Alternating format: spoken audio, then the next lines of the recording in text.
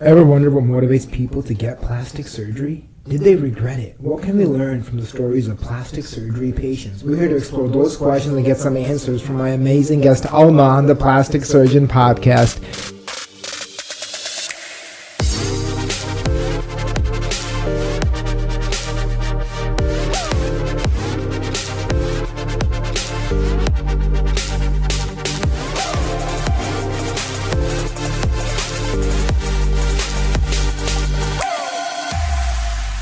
Hello, my friends, and welcome back, and thanks to our listeners for the amazing feedback. We have had so much fun so far and look forward to more of your insights and suggestions.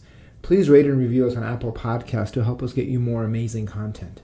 On the Plastic Surgeon Podcast, we listen to real plastic surgery stories of pain and triumph from real patients and providers to further understand the motivations of why they would risk their life under the knife. I'm Dr. Sajan today, and my guest is the amazing Alma. Alma, we're here to talk about your journey, how we came to know each other, the procedure you underwent, and how it helped and affected you. Alma, thank you so much for coming in. I know you had a little bit of a journey to get here. What surgery did you have, Alma? I had the liposuction and BBL and fat transfer to the breast, and my favorite was the lipo in the bra area, like on the sides. Yes, and did we do a tummy tuck for you or no? Yeah. Yes. Yeah, tummy tuck. Yeah, awesome. So you had a mommy makeover, right? So mommy makeovers are procedures that are customized per patient. So for you, we focused on the midsection and the buttock. It was a lipo 360. It was fat transfer to the buttock and tummy tuck with muscle repair. And we'll talk about that as we get into it. How many months ago was that, Alma? 4 months ago. Yeah. And one of the things that, our listeners and people really want to know about is you, right? You're special. You're amazing. In your life and your journey is what means so much. Where are you from, Alma? I'm from Moses Lake. Is that where you were born? Yeah. Then, did you have any siblings when you were growing up? Yeah, so I had 6 brothers and 6 sisters, and I am the 13th child. Wow. Yeah. And, my dad had 16 brothers and sisters, and my grandfather had 4 wives, not together, but separately. Was this all from one mom? Yeah, this was from one mom. She had me when she was 42. Wow. And so it's a little bit different. Every time I'd be out with my parents, people thought she was my grandma. Oh, man. How did she feel about that? I don't think she cared. Yeah. How did she manage all the kids? Probably with the older brothers and sisters. I think they helped a lot. Did you all have nannies or any other family living with you? No, actually, I thought my older sister was my mom. Really? Because, yes, I guess when I was born, I didn't want to sleep with my mom. I wanted to sleep with my sister. How much older was she? Maybe 20 years. Really? Yeah. I guess that's too old to be. We have a 19-month-old and a 3-month-old. 19-month-old is very jealous, She's getting better, but obviously at 20 and that year's pretty big, so she didn't feel that at all, I'm sure. Yeah, no. The only one that felt that way was the sister before me. So I guess she was like, it was all fine until you came along. So, what kind of things did she do? I think it was more like what I would do. So I had this little toy helicopter, and I was like flying it, and I accidentally poked her in the eye with it. And she was so mad, and she tried to get me in trouble, and my parents were like, oh, she's just playing. Yeah. But I think I kind of annoyed her in those ways. But plus it's proven that younger siblings give older siblings anxiety. So my younger siblings give me anxiety. Yeah. And what did your dad do? My dad. So unfortunately, I feel like he wasn't in my life a lot. He actually worked for the city of Mexico, Mhm. so he would leave often.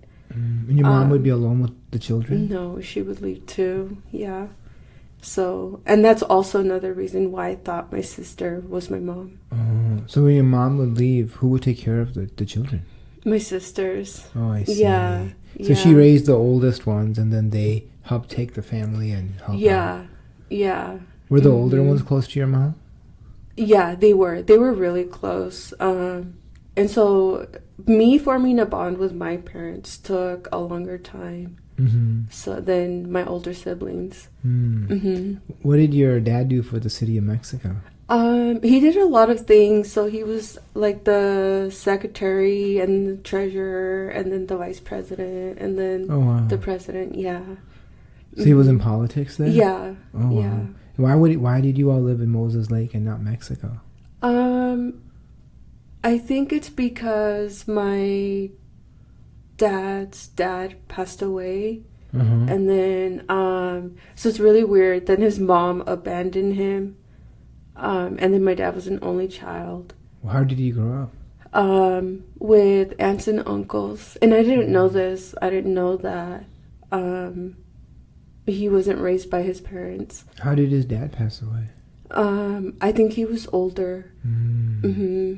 Yeah. So I saw my dad's birth certificate, and it said that his mom was 20 and his dad was 60. Oh, wow. So I think he died of old age. And when you say his mom abandoned him, she just left him, what does that mean? Yeah, so I think that it was because she felt like she was too young. And then my dad's dad was also in politics. So when he passed away, she lost like all income. So she couldn't afford to take care of him. Yeah. Wow. And when you were growing up in Moses Lake, were you guys pretty well-to-do or medium? What would you say? No, it was actually really tough because we were 13 in Moses Lake already. All of us were together, and then everybody started like getting married and moving out. Was it a big house? Yeah, it was a big. It was a big house. How big? How many bedrooms? I think it was 6 bedrooms. Wow. Did you all share bedrooms or? Yeah, we had to share. Yeah. That would be like a whole like mini apartment complex otherwise. Right? Yeah, it kind of was. Financially, how did you all make it? Your parents just supported you, or did your siblings have to work? Yeah, so my siblings had to work. And so our parents were, I mean, for all we knew, they were just in and out. Like we didn't, for us, whatever politics my dad was in wasn't important. And we were just a little bit confused. So what was the reason to stay in Moses Lake and not Mexico? So once my dad's dad passed away and then he was abandoned, all their assets of his father was sold. And so they were left with nothing. And so to get out of the like poverty and like all that stuff with him being with my mom as he got older, they had to immigrate to the States. Got it. So your siblings would work and they would use the money for you, their money? Yeah. How was that?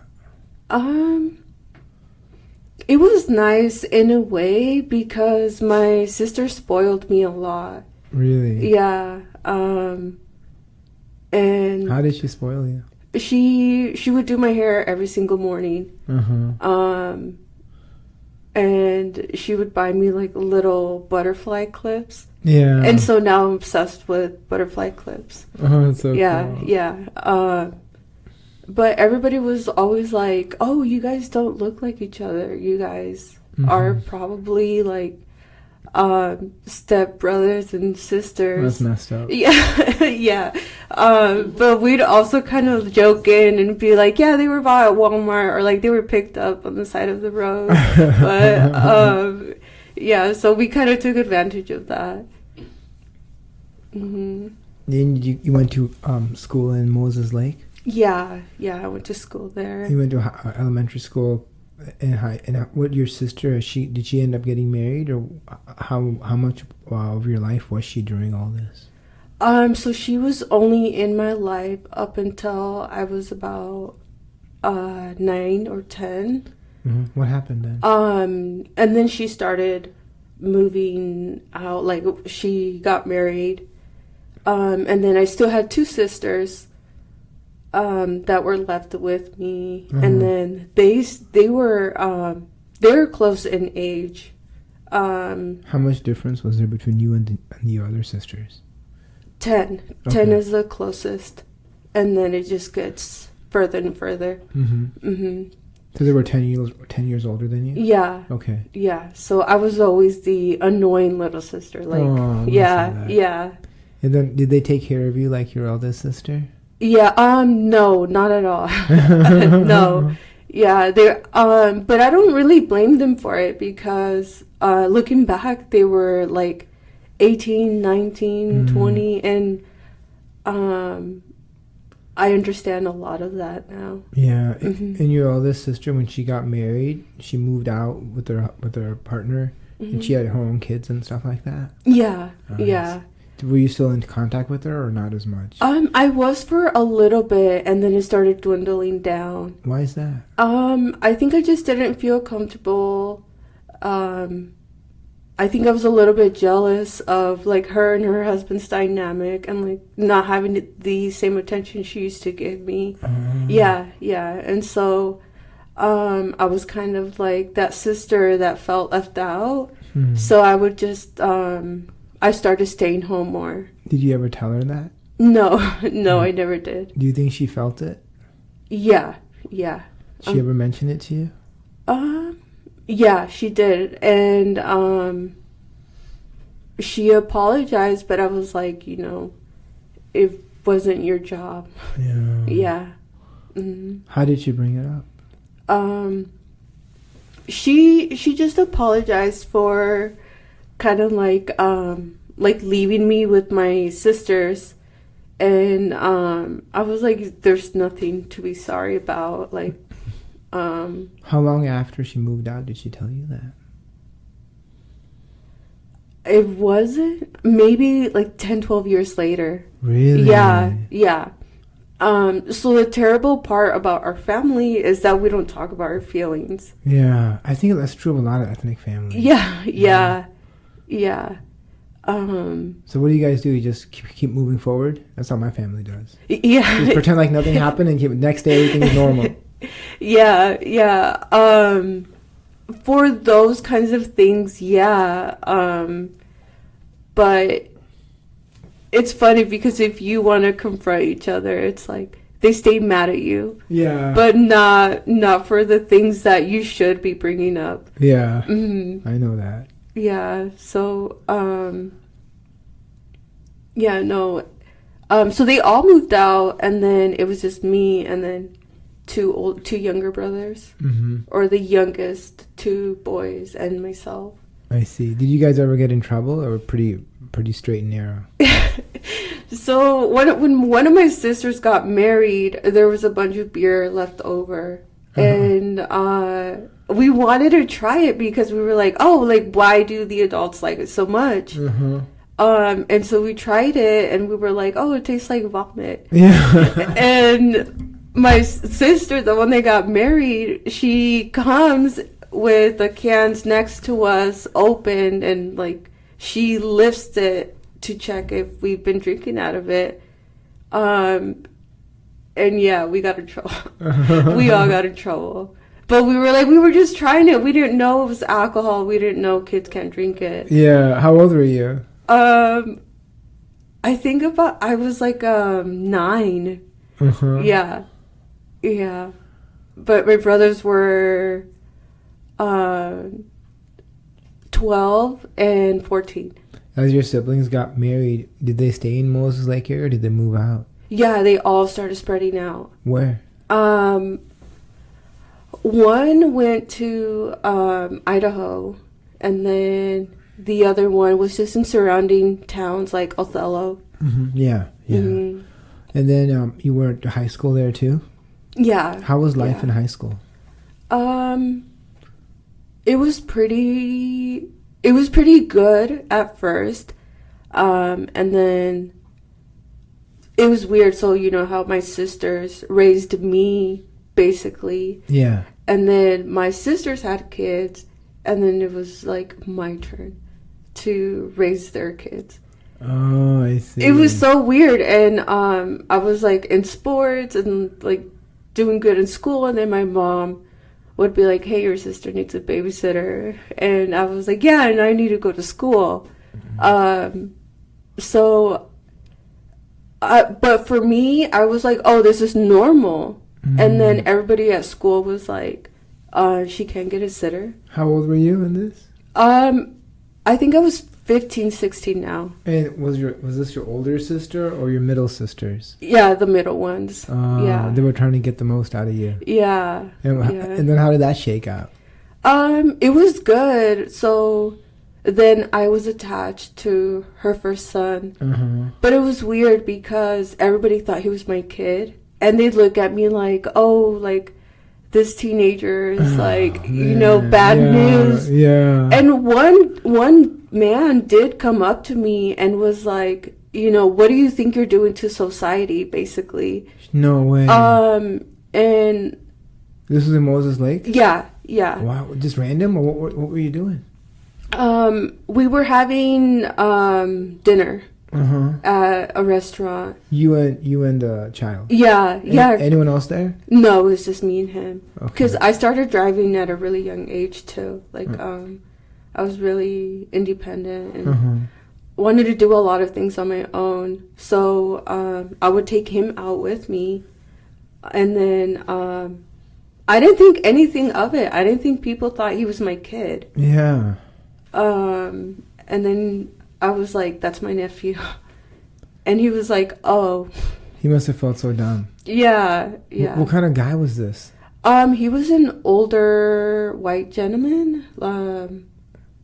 Yeah, so I was just like, maybe he's just stuck in, like, the past, or I don't know. See, the one thing that's so amazing about you, Alma, that I really notice as I've had the privilege of getting to know you, is whenever you see people or assess people or internalize, you always look for what's good. You know, there's people who always see what's wrong, and there's people who see what's good and how they can feel the best about it and see the best in others. And I see that in you almost every time, even in the story, right? You could have been aggressive, you could have yelled back, you could have made a scene, you could have gone right now on a whole tirade about how this guy is racist or this or that. You can go any way you want. But your insight in trying to see the best in this person who I think is horrible is just so remarkable. It's amazing. Thank you. That's one thing my dad would always tell me. He would say that I shouldn't give people second chances anymore, and that I have too much hope in people. But my response to that was just like, you can't give up, because then what happens to you?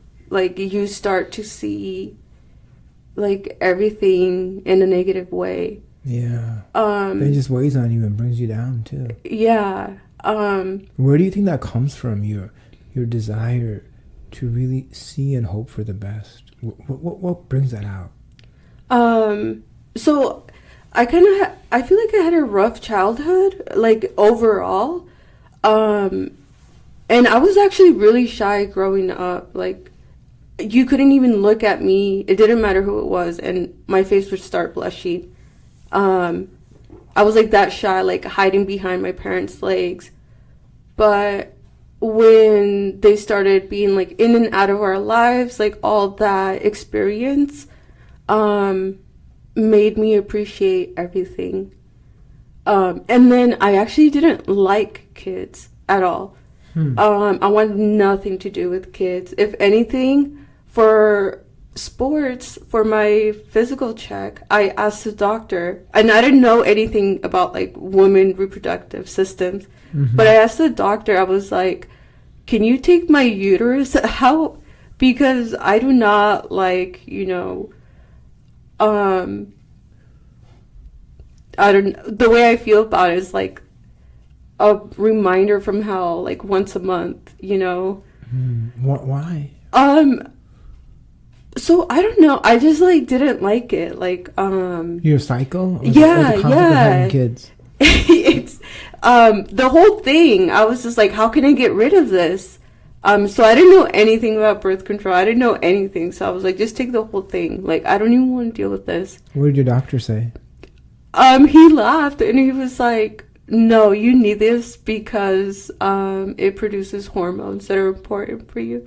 And so I was like, oh, but so like I didn't want anything to do with that. And then like fast forward to now I coach a kids basketball game. Oh wow. And like the teams, and I want to volunteer for more things like for like foster kids and all that stuff. And it's really weird. I feel like it's weird how that changed. Yeah. Sometimes things do a 360 or 180, right? Yeah. When you were in high school, when you were helping out your sister babysit, some kids, or people would tell their mom or sister, I'm not doing it, you figure it out. Even when you have friends influencing you. What made you not do that? And what made you want to internally feel that I should help my family? Tell me where that came from. I think that goes back to a little bit about caring for people. One time I read this thing, I read a quote that said, if you worry more about other people's happiness, it'll bring joy to you when you make them happy. And so I kind of see that, like, if I can help somebody, and I do, and then just to see that relief in them, is really rewarding. So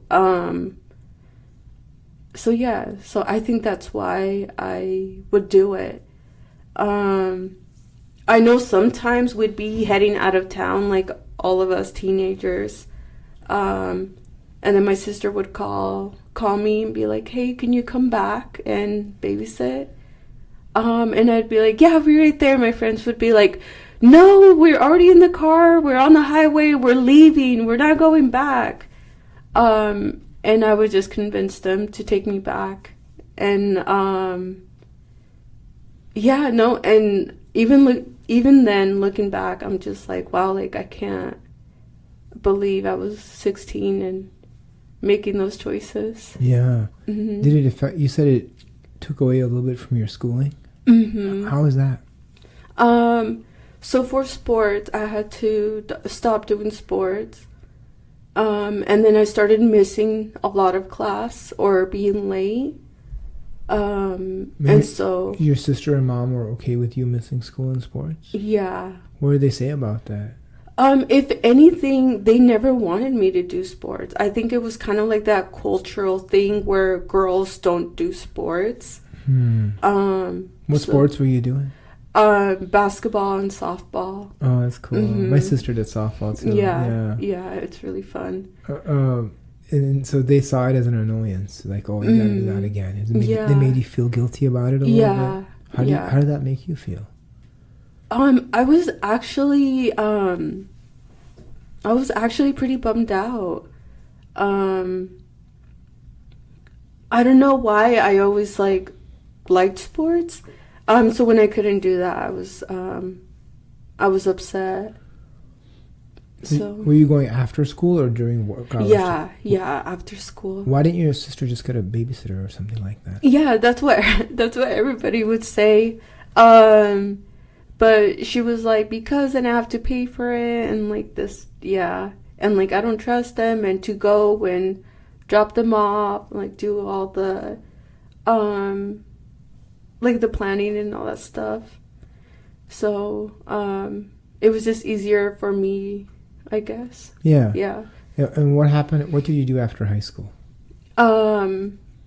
So I got in trouble for missing so much school.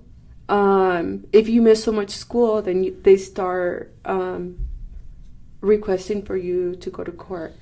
Oh, wow. So you were missing that much to babysit? Yeah. And was your sister working? Why did you have to babysit? Yeah, she was working. So at first, she didn't have to work, but then her husband was in a motorcycle accident, and he passed away. Oh, and your parents couldn't help her? Your mom or one of your other 12 siblings, they couldn't do anything? They could, yeah, they could, but I don't think they wanted to. Why not? I think they were just like, no, I have things to do. You couldn't say that. You're not that person. You were like, I'll just do it. Yeah. So when you went to court, what happened with that? They were basically like, if you miss any more school, we're gonna make you go to school, and we're gonna assign. It was really weird because they were like using acronyms that I didn't even know, like a PO. And I was like, what's a PO? And they're like, a parole officer. And I was just like... So what did your sister and mom say to all this? It was like... I think they were kind of like, oh, that's none of your business. Did they get you a lawyer or anything? Or no, you just showed up in court? Yeah, I would just show up. Yeah. And what happened with all that? So then I had to go to a technical school because they're like, you know what, you're missing too much school. So I had to go to a technical school and then be on campus. Yeah. And then you got your degree, your high school degree from there? Yeah. Did you have friends in school or no? Yeah. So what were they all? They all knew what was going on? Yeah. Yeah. And how was the technical school? It was really fun. When you say technical school, what does that mean? So, it was kind of a technical school, and then it was also government-based for minors. It was really weird. But for technical, they help you get a degree for, like, welding, construction, nursing. But you didn't have your high school degree. You got that at the same time? Yeah, and then if you don't have a high school degree or if you fell behind, then they catch you up. Did that work for you?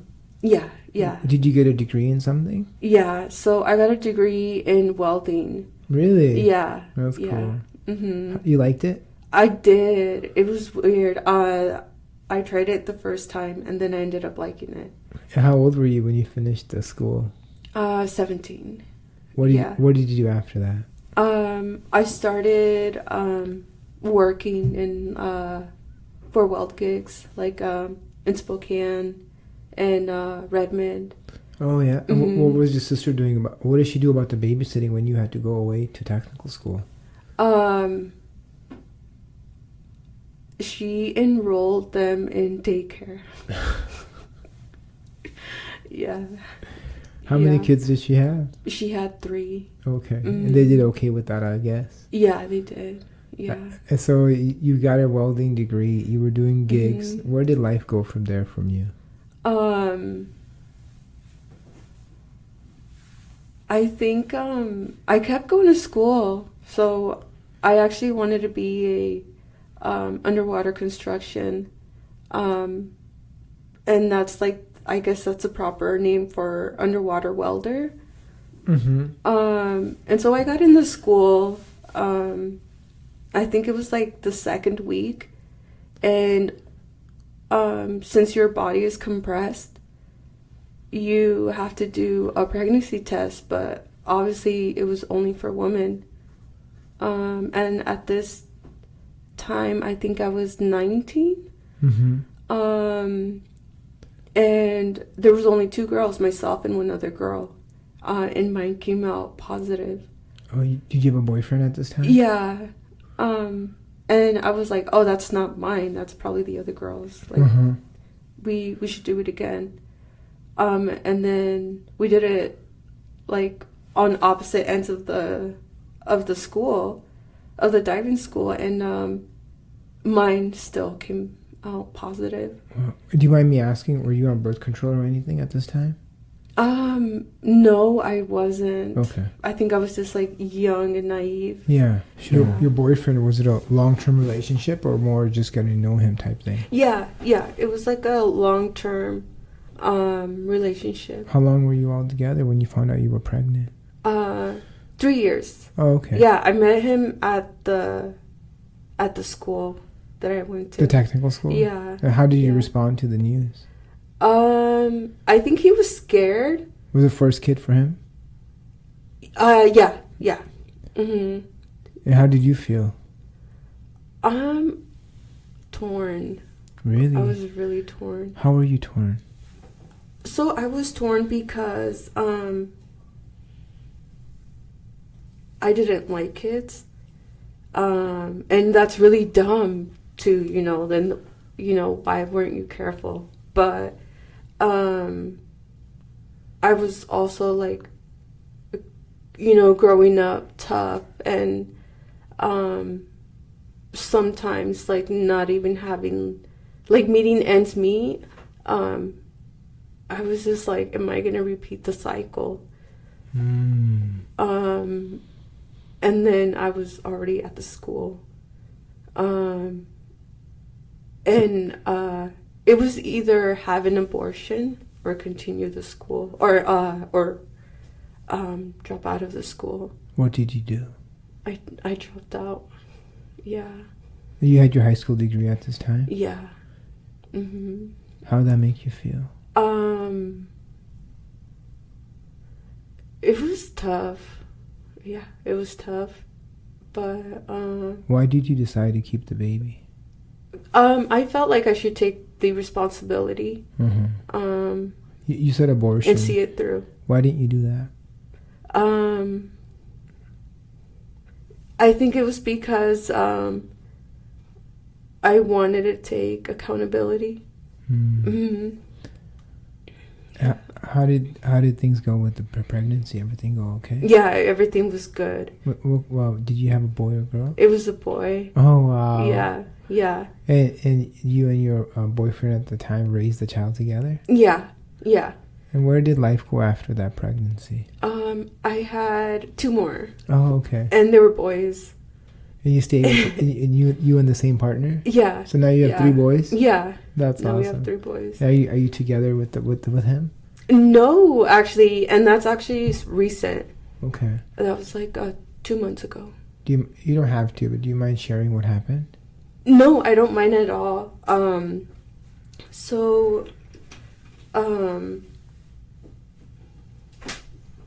With the surgery, I feel like it helped me gain some confidence in myself and like kind of love myself a little bit more. But it was actually like a domestic violence relationship. He was hitting you?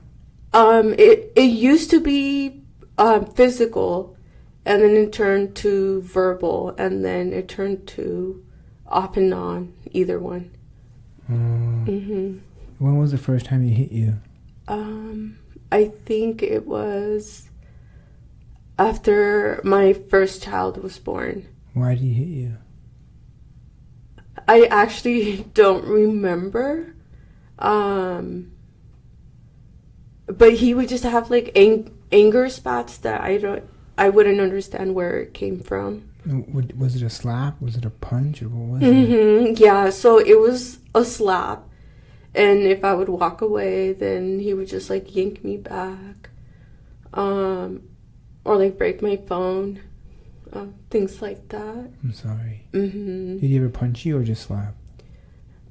Yeah, so one time he went full force to punch me. Where? In my face.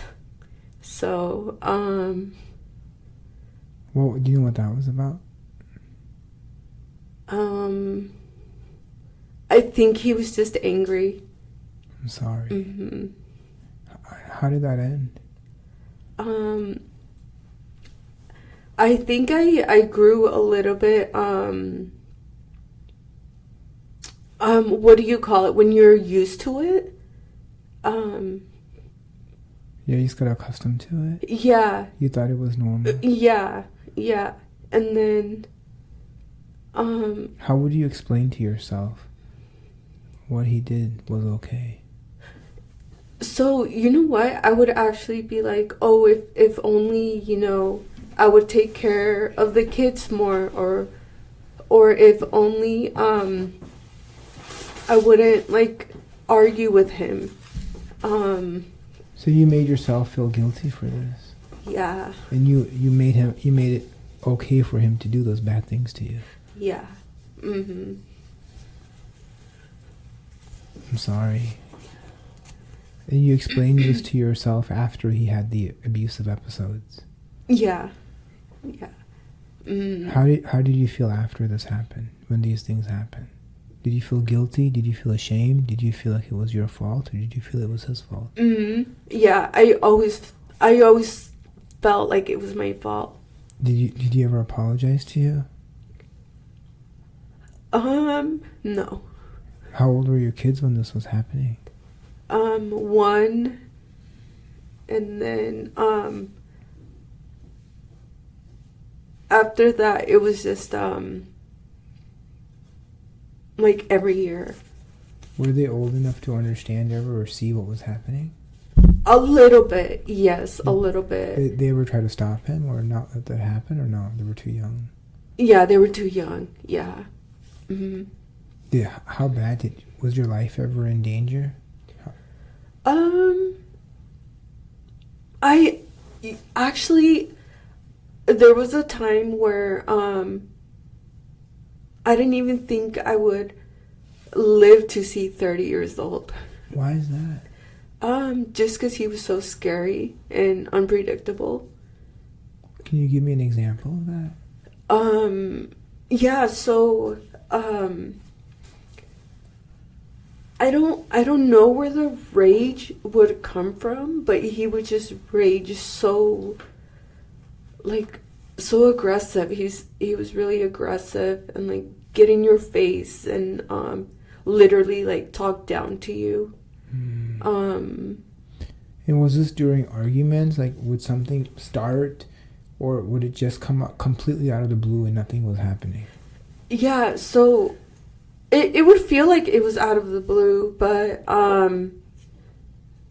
to him, he would justify that it was because I asked him to throw the garbage out.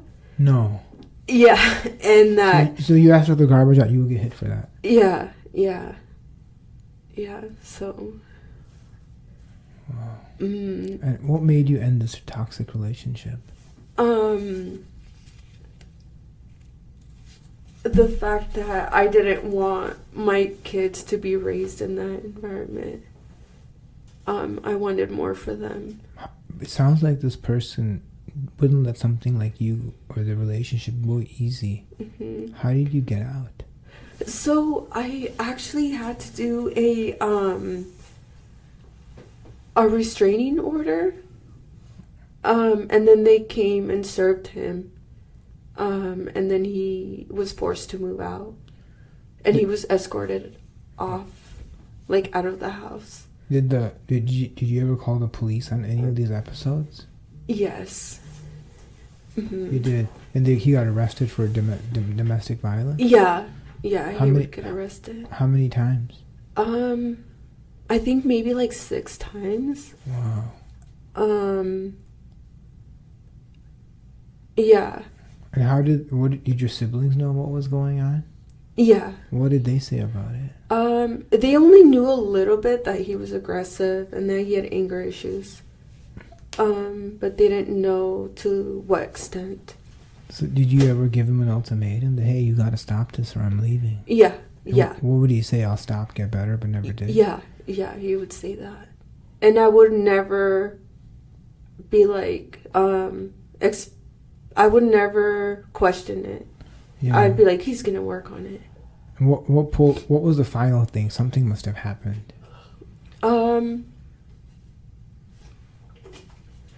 I think despite being in that, like, a toxic relationship and like abusive, our kids are amazing. Mm-hmm. And I feel like so blessed to have them because they're just so beautiful.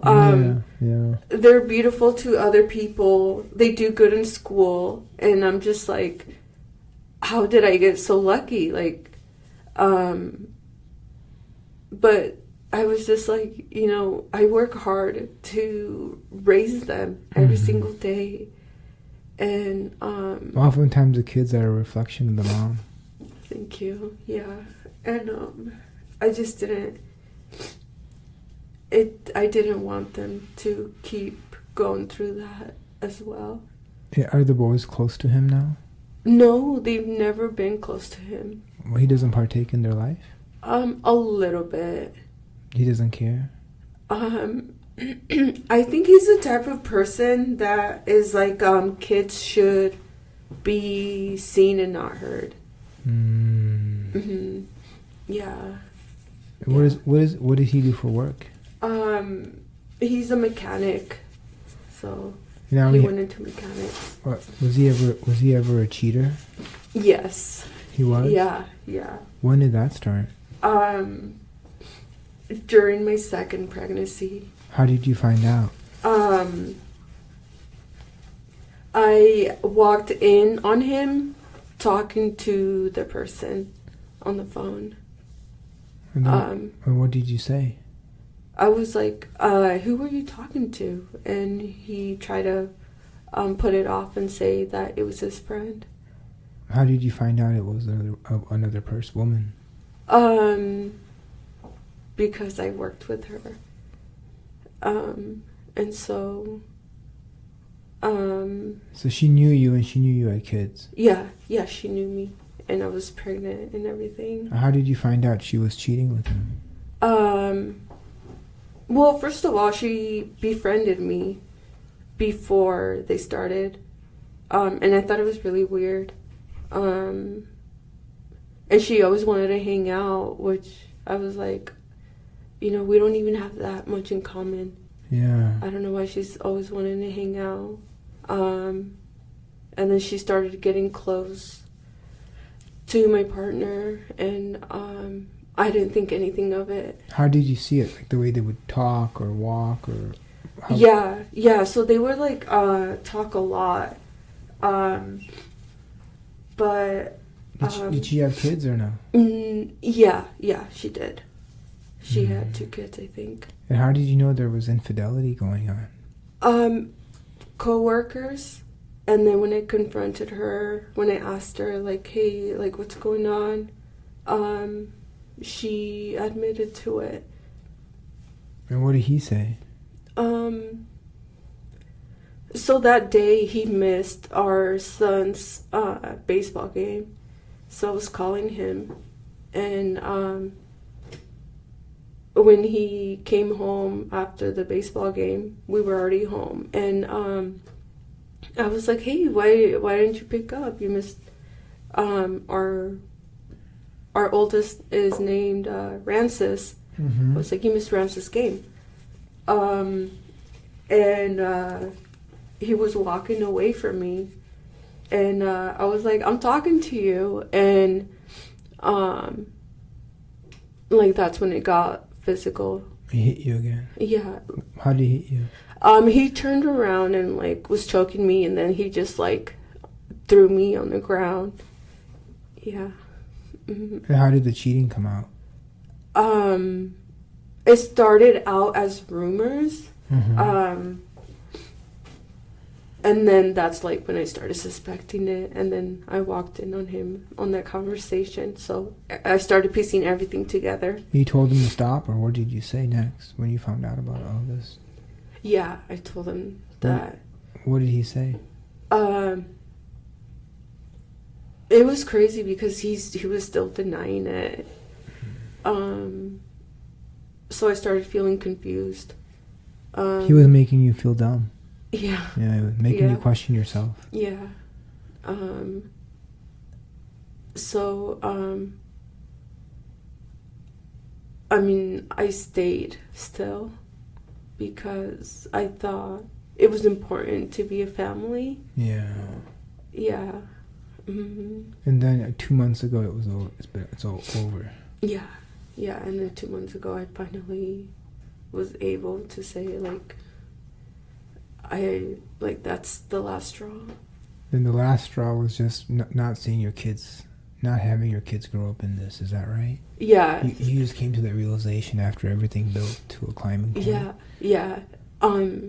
Because it was our 2 oldest sons' baseball game, and he can be so mean. How old were your sons? They are 9 and 10. Okay. The 2 older ones. And he made them cry at their game. Why? And that was my last straw. Because he's just really mean. So if they don't hear him the first time that he calls out their name, then he's like belittling, and he'll be like, you can't effing hear me, or like open your ears, and just like mean things, like mean aggressive things. And how are you doing now? A lot better. Yeah. Yeah.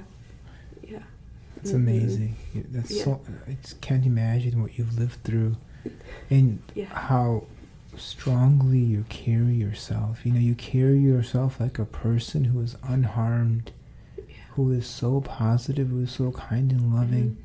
I don't think anybody would know the pain you've gone through. Is that? I hope you know you're an amazing person, and you impact people so well. Thank you. Before I asked you to come talk to me here, I didn't know any of this. Mm-hmm. All I knew was Alma is so kind. She's so sweet. She's so amazing. And I want to share with everybody how special she is. Yeah. Do you know you are? Do you know you're that? You know, at first I would be like, sure, and not really believe it. And now, I'm learning to accept compliments. Thank you. I would tell you their reality. Mm-hmm. It's nothing that people tell you expecting anything back. What I'm telling you now is who I feel and who I see across from me, Alma. You're truly one of the most amazing people I've ever met. I want to share that when I was talking to the child support division, the lady was being really aggressive and rude, and not really like believing my story. And so she walked away, and when she came back, I was like, I'm sorry, but I'm picking up like a really aggressive vibe from you. You are treating me like you can't trust me, or like I'm lying. And I just explained to her, I just want you to understand that people who are in domestic violence relationships, it's difficult for them to get out of it. And when they finally do, they have to have the courage to see it through, and then to go home and put a brave face on for their kids. And then to tell, like, your personal story and not be believed. I was like, it can have a really negative effect on a person. Mm-hmm. So I was just like, I just want you to think about how you treat people, because you don't know what kind of impact it's going to have on them. Mm-hmm. And she apologized, and she was like, well, thank you for letting me know, because I did feel like I was being mean and aggressive to you, and you were nice about it, which you didn't have to be. And I didn't cry. I like patiently told her that. And it wasn't until I got in the car that, like, I started crying. You broke down. Yeah. Yeah. Do you feel you're only true to yourself when you're alone and nobody can see it? Yeah, probably, yeah. And for everyone else, do you sometimes tell them what you think they need to hear so they feel good? I think so. Yeah. Living this life full of all these trials and tribulations, if you will, how did you think about having surgery?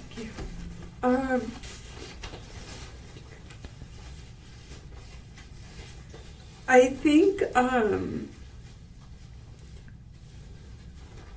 I think I had like a little bit of confidence in me, and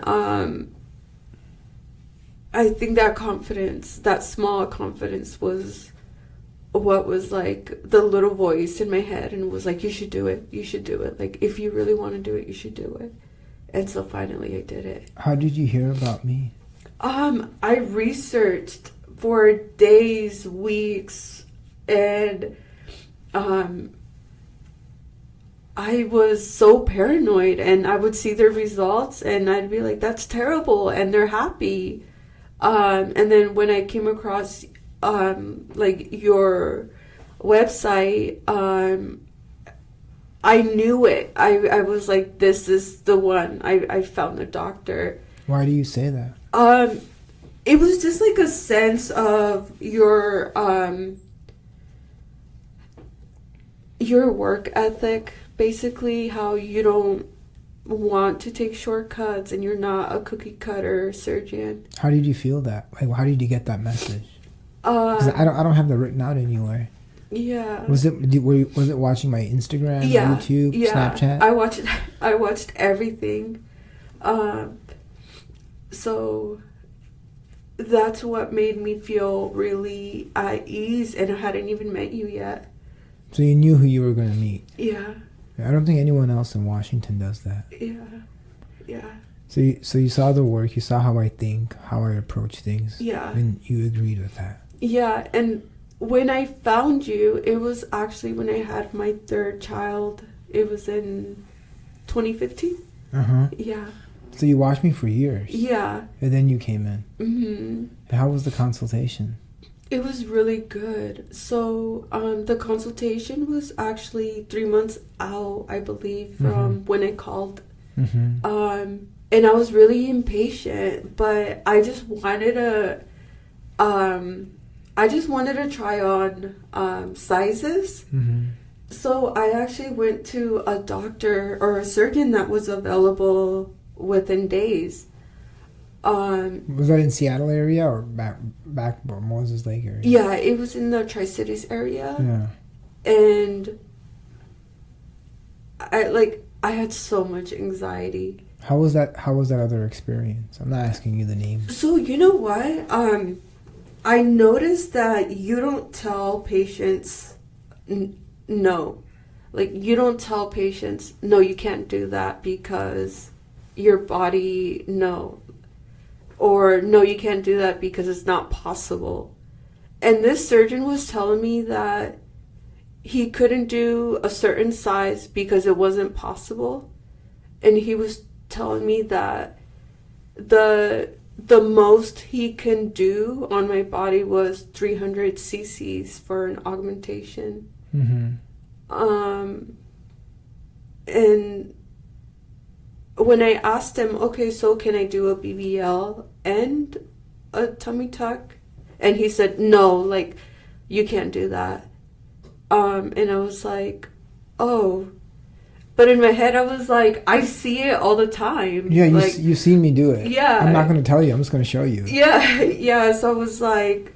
Did you tell them I see other people do it, or you didn't say anything? I didn't say anything, but I was so sketched out. I was like, I don't trust this guy, and I just wanted to get out of there. And then I was like, I don't even know why I was so impatient. I was like, I can wait. I can wait for Dr. Sajan. And then when I came, I left so relieved, and everything was confirmed. Like, yep, like, that's the one. Like, Wow, Share with me a little bit. How was it confirmed? How did you feel at the consults? I felt really eased and informed and safe.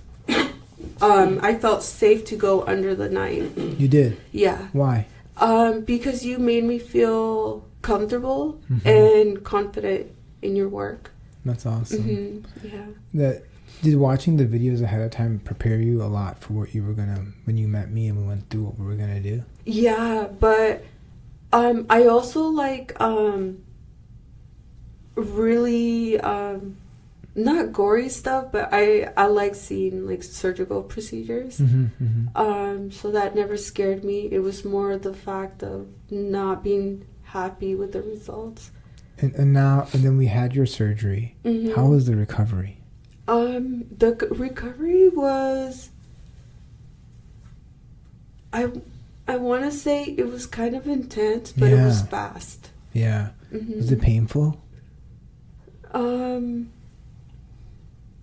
have a really high pain tolerance, so I want to say no, but I'm pretty sure I was in pain. Yes, yeah. I can, yeah. Would you say it's more or less than pregnancy? Because people often ask me that.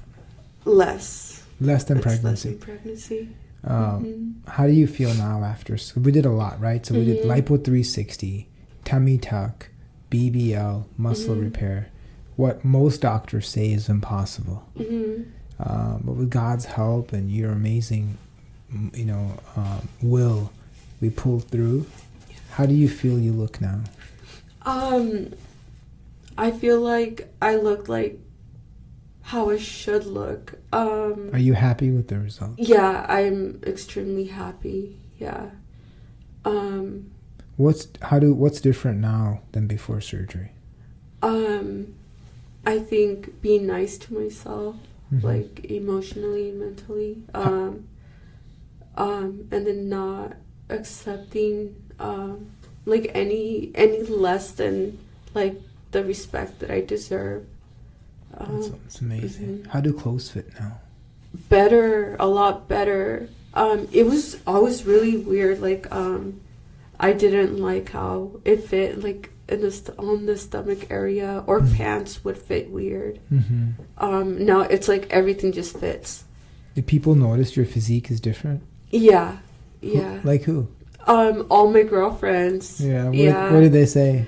They would gas me up, and I'm still shy. Yeah. And so they would gas me up, and I would just be like, "Stop, guys!" Like, so yeah, I thought that was really sweet of them.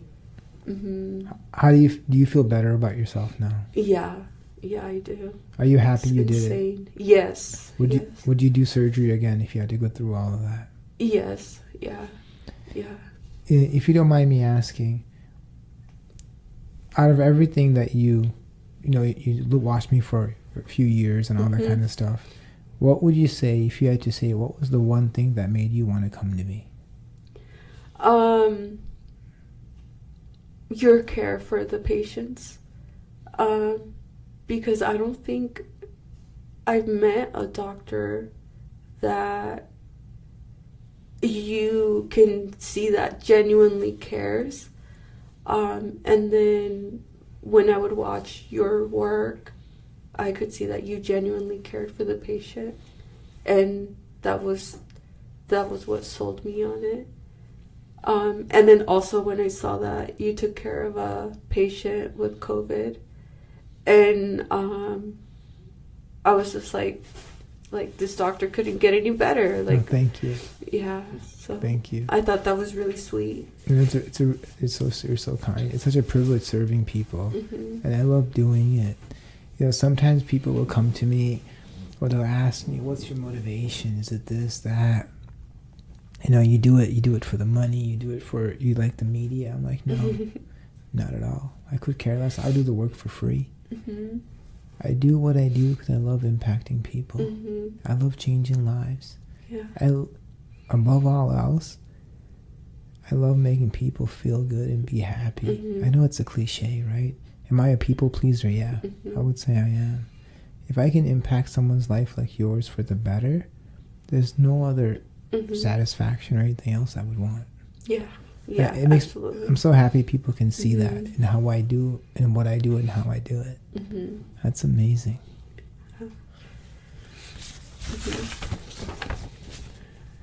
Alma, thank you for being our guest today. Yeah, thank you for having me. I have learned a lot.